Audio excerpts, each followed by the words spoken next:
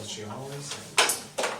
Hi, I'm Brooklyn, team manager. I'm Katie, the teamwork analyst. I'm Jeremiah, the leadership consultant. Welcome back to College Callout, where we analyze your favorite teams, what drives their success, and where they fall short. So today we're analyzing two Big Ten powerhouses, Ohio State and Wisconsin. Both of them have talent and tradition, but their levels of success are very different. And we have a very special guest today, Ryan Day. How are y'all doing? I'm Ryan Day. I'm the head coach at Ohio State.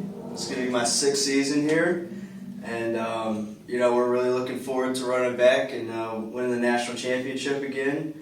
I'm glad to be here to answer all the questions that they have to ask me, let's get into it. Alright, sounds good. Okay, so comparing the seasons with Wisconsin and Ohio State, they're very drastic in 2024. Ohio State's overall game wins and losses was 14-2, while Wisconsin fell to 5-7. And their points per game, Ohio State would average around 35, Wisconsin was at 22, significant difference. And the points allowed, Ohio State was 12 points average, and Wisconsin allowed 23 points per game, which you can tell that's just very different. And then being in the same kind of league, I feel like you got to analyze where they fell short and what the difference is. Right.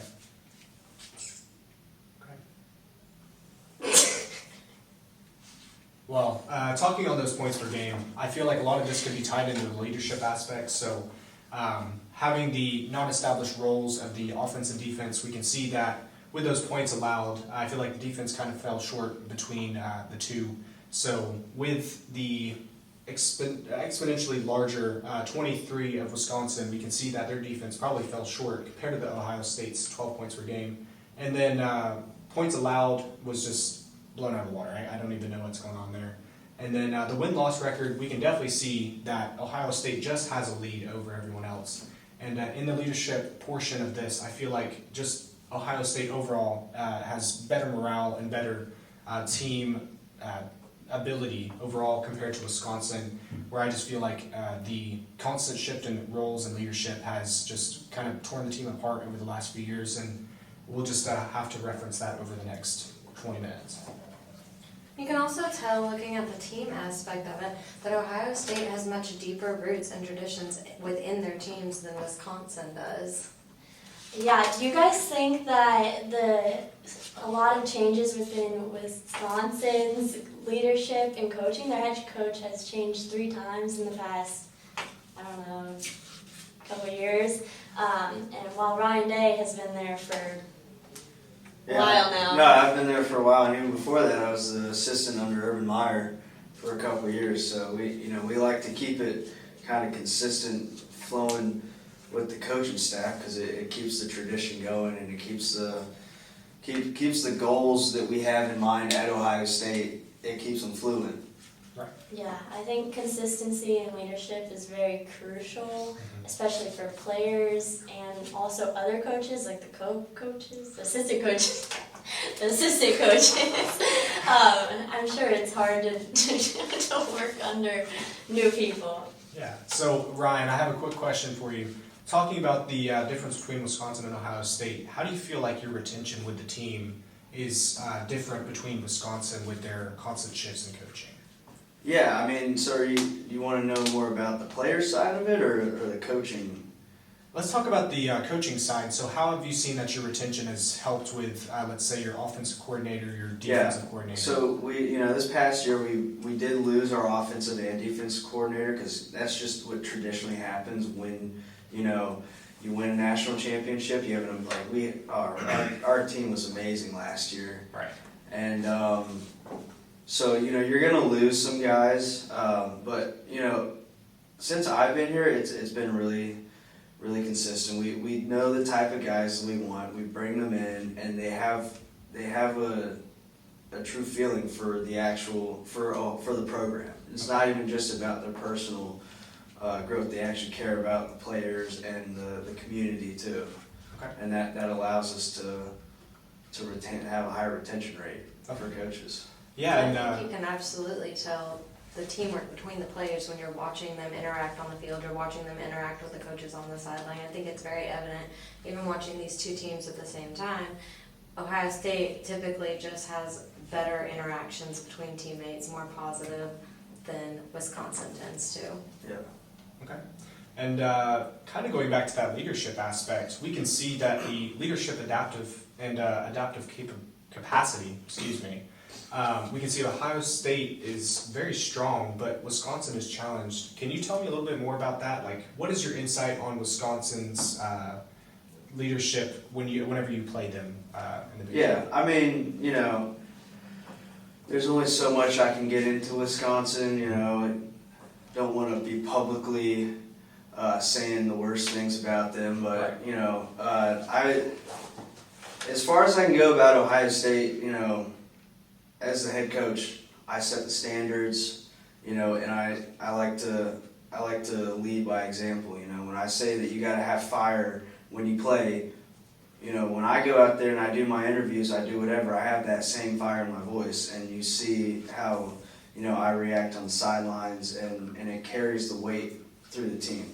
They've seen, when we weren't playing our best, we missed the playoffs, we lost to Michigan a few times, the coaching staff was throwing a lot of heat, and we stuck through it, and we stuck together, and now we've had all this success, in the past 2 years, 3 years, way more than just making the playoffs or just being short. Right. Now we're getting back to winning championships, and it shows through the players too. They see us. We're all one team. It's not just the head coaches and the players. Okay. Yeah, and talking about Michigan, I know you just mentioned that. How did you take the loss in 2022 against Michigan, and how did that affect you and your players after that game? People wanted to blame it on CJ. They wanted to blame it on our wide receivers, but at the end of the day, it was I took full responsibility for it. Right. And it's not hard it's not easy as a coach to come out and say that, because you're saying, yeah, it was my fault, but it was. I didn't prepare our guys like I should have. We walked into it thinking, we're gonna beat the snot out of them, and we we did not, and it's just. Yeah. So I came in very underprepared for that game. Understood. And Katie, would you like to add anything on that? Yeah, so how do you think that taking the responsibility in that moment created a deeper trust and a deeper sense of teamwork within your players? Yeah, it definitely shows that we're all responsible for the wins and losses. Just because Jeremiah Smith has a phenomenal game doesn't mean that we shouldn't recognize the defense for only allowing 6 points against Texas. And when we have bad games, it's not just on our quarterback or our wide receivers or the defense. It may, because we certainly have the talent to win every single game. If I don't play them right, if I don't make the right calls at the right time, then that has a huge effect on every game's ending. I think this is a great example of the social identity theory. Your players, and even you as well, have got such emotion tied to your group performances. You all celebrate those wins together, and then you're all feeling the losses. Players that never touch the field are also feeling those losses. So their social identity theory is very deeply tied to each other. Yeah. And tying off of what Katie said, and you're more than welcome to jump in, Brooklyn, but I believe that this also could tie back into player feedback. So as we can see, Wisconsin kind of falls short because the player feedback is not there. They feel like they have some cognitive dissonance because they're not able to fully function with that team, and they're not able to identify with that as well. But with Ohio State, I feel like seeing their team morale on the sidelines and seeing how well they communicate with each other, that they are able to better adapt compared to Wisconsin, because you've got team cohesion is less consistent, but Ohio State is high, and that's definitely because of their players. But I wanted to see what you had on this take as well. I think that Wisconsin just overall having all of these switches and just instability within their program, it's definitely had an impact on their team work as well as the way that they work together. Of course, like the stable leadership and clarity of goals is a huge thing in teams. You have to set your goal as well as have a leader or know who your leader is, because some people might just want to take their own. If they're starting to get a lot of recognition for something, they think that they're the best player in the world, they might just go off on their own and probably just not have any kind of affiliation towards their team, more just internal. Yeah. I think McClellan's theory of needs is a great example of Yeah. this. Players or people in any groups tend to be motivated by three things, and that is achievement, power, and affiliation. And I think that Ohio State does a great job of being motivated by achievements, pushing for championships, but then also like they have such a deep affiliation and they trust each other. This creates connection, energy, success. Whereas teams like Wisconsin struggle because they aren't balanced in these three needs. They've got too much focus on the individual or too much focus on the achievements instead of having a balanced routine that connects everything together. Yeah, and that's kind of what that's kind of my end goal, you know, that winning championships, you know, of course everybody wants to do that, but, you know, what does it mean if your players have no connection to, you know, the best 4 years they're ever going to have in college? And, you know, you can even see that when Chris Olave on the Saints goes and scores a touchdown, he throws up OH, because Yeah. that's what, he has a deep connection to the school. Right. You know, I knew him for all 4 years that he played for us, and that's been running forever, even since back from when Woody Hayes was the head coach. You know, there's just been such a deep connection to the school, and that's really the culture that we build. It's more than just winning games. It's being an actual team Yeah. and personal development. Yeah, and tying off of everyone's comments, I was wanting to ask you this question. What are some characteristics in a leadership sense that you want to see in a player that you want to put on the special teams, or choosing a team captain or something of that nature, or first string?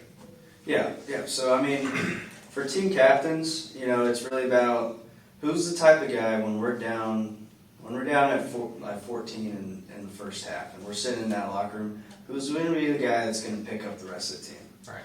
You know, some of these kids starting are 18 years old, and they have no idea. You know, they've never been on a stage this big. Mm-hmm.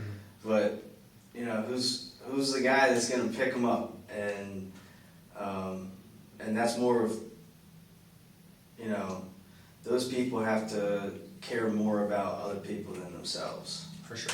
Yeah, and that's a great point. Do you have anything to add to that? Yeah, I was going to get everyone's input on how NIL has been a big thing, especially in these recent years, and if that is having an impact on your program and what we think on like impact of other programs with this new implementation. Yeah, so that's a great question, and I appreciate you asking that, Brooklyn. I feel like the NIL has definitely played a big part in the probably the drafting process, because going to the NFL, I mean, all of these students are coming out of college and going into a role where they're getting paid millions and millions of dollars, but the NIL is bringing that to the college level.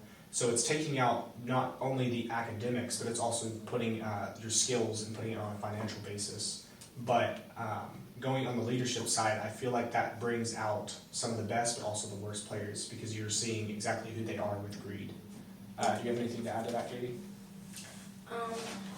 Yeah, so the NIL deals are extremely extrinsic rewards, and so if that is having an effect on your team, your players, how do you use intrinsic rewards to balance that out? Yeah, I mean, you know, you can definitely tell with, I mean, NIL is the reason Nick Saban, he retired because of it. It's definitely been a huge change, especially on recruiting, because now, you know, for most schools, players aren't just going to a certain school to get that because that's the culture they agree with, or, you know, I want to go here because this is the coach I want to play under, or these are the players I want to play with. And from my perspective of our team, you know, I don't think that's been as huge of a factor. We've had to be more cautious with our recruiting because, you know, we got to make sure we're not just getting these guys who only care about the money. And I think that it's definitely, it's just changed the game so much that, and there's only so much that we know about it this time. It hasn't been going on for too long. It'll probably change in the next year. There'll probably be new additions, and they'll probably put new restrictions on it. But intrinsic reward that we offer is just it's the head coaches. It's all about the coaching staff that we have, in my opinion, that sets the standards, and that's made a huge change. Right. It's been a great value for us. Yeah, and tying off of everyone's responses, great responses by the way, I feel like looking back at this chart, we can see that Wisconsin's is basically, there's nothing on the normalized differential. They are kind of falling behind, and with the NIL, I feel like they have also fallen behind because just like you said with that coaching staff, that is the biggest part with the intrinsic rewards. Telling your players you're doing a very good job, you're doing great, and that's building a leadership sense of belonging and psychological needs as well.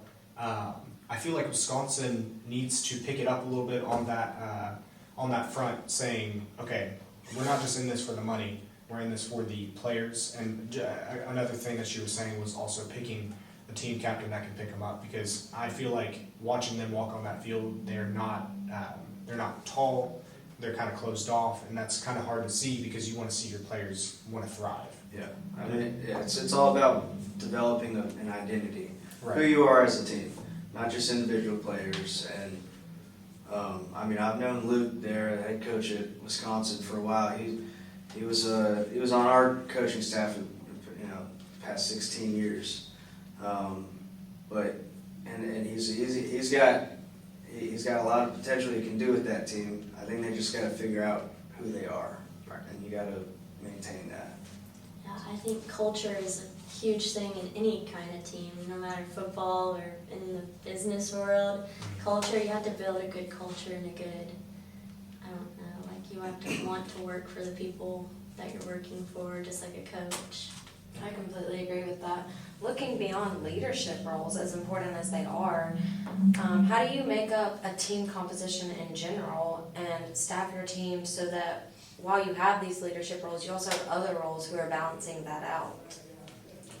Yeah, you're talking about our coaching staff or Your our players. players? Okay, yeah. So, you know, we try to get as many leaders as possible, but you know, only certain people have the titles. And I like to tell my players, you know, you can still be a leader without having the title. And it carries. There's, you know, Jeremiah Smith is not a team captain, but he is one of the best, you know, leaders I've ever met for a team. Right. He's got so much surrounding him, so much media stuff, and you don't see him out there talking trash. And he's a smart kid. Yeah, you just have to. There's so many things that go into building a team more than just being leaders. You got your people who won't say anything at all. They'll never say anything in practice, at games, and they'll go out there and perform. You know, they'll be the best player on the team. And then you also have you got social guys who make it fun to be there. And then you have your real leaders, the guys who, when somebody's down, they're going to pick you up no matter what. Right. And I'm going to completely switch gears on y'all, and the great comments on the leadership aspect of everything, but also tying a little bit past that. This is kind of, you mentioned Alabama and the NIL and everything like that. How do you see the role rotation with, let's say, moving someone on O-line to the wide receiver and making the game a little bit more fun, but also like having that role rotation? How do you see that possibly playing in Ohio State's role or Wisconsin or something of that nature? Yeah, it's kind of crazy how the past few years there's been a lot of players moving around. Right. They can do all these, play all these different positions, and we've been lucky with Caleb Downs. You know, he came from Alabama, came to Ohio State, and we can throw him at safety, we can throw him at corner, we can throw him at wide receiver. Right. We use them on offensive and defensive sides. Wisconsin, they don't, they have a more traditional style of playing. They've played the same, we're gonna run it down your throats, no matter what, all game. And sometimes it works really well and you can't stop them and there's nothing you can do about it. And sometimes if you can't get it going, then it really kind of screws up your game plan. Yeah. And Brooklyn, talking about the role rotation, how have you seen kind of just the fun aspect as well? Because this is college football. We want to have students that are having fun, but also just being able to enjoy the game, because we have our listeners probably watching this on their phone, but also they watch football on their TV and they want to have a good laugh. How do you see that with just like shifting the rules? I mean, I'm sure it just makes it interesting. I don't know. Everybody wants to see Caleb Downs go out there get a pick and then the next play on offense get a touchdown. So I just wonder how maybe like that might impact the team having one set, like, I don't know, wide receiver, and then all of a sudden Caleb Downs is now at your position that you've been training for in practice all week. Yeah. And And it brings up competition, but brings out the best in players too. Looking at that in a team arrangement, there are 5 different types of the team arrangements, and most of sports teams, football, basketball, whichever one you want to look at, is cross-functional teams, which is members from different specialties working towards a common goal. And a really common weakness that this type of team leads to is that there are miscommunications between the specialties. So how do you combat that in your team and within switching roles like that? Yeah, and that's stuff that comes down. That's my job. If there's lack of communication, lack of all that comes down on me, because I'm the one that makes sure that in practice they're communicating with each other and they know what's going on. And that's the beauty of football too. With basketball, every player can pretty much play the same position nowadays. You got centers shooting threes, and you got point guards doing all this crazy stuff too. Mm-hmm. But football, for the most part, you got Caden Proctor in Alabama catching passes, running for 15 yards. Nobody sees that going, but for the most part, it's like, this is your role, you do that. Yeah. And we got Caleb Downs running all over the field, and he's just that skilled of a player, and we're lucky to have a guy like that we can do that. But communication is key there. Every player has to know what's going on, and they have to talk to each other, and they got to stay on top of it. Yeah. And talking about those communication methods, how do you decide which one works best for your team? How do you decide when you're having team meetings, when it's one-on-one talks between specific players, and when are you just letting players figure things out among themselves? Yeah, definitely in the beginning stages when they're younger, they need older guys talking to them, and I try to let that be in terms of mentorship. Is that Mentorship. Mentor. It's all good. Yeah, mentors. Yeah. I let that be between mostly the players, because those are your friends and you're gonna listen to them. I let the seniors kind of lead that stuff, and that's also for the individual role coaches, your wide receiver coaches, your tight end coaches, O-line, all that stuff.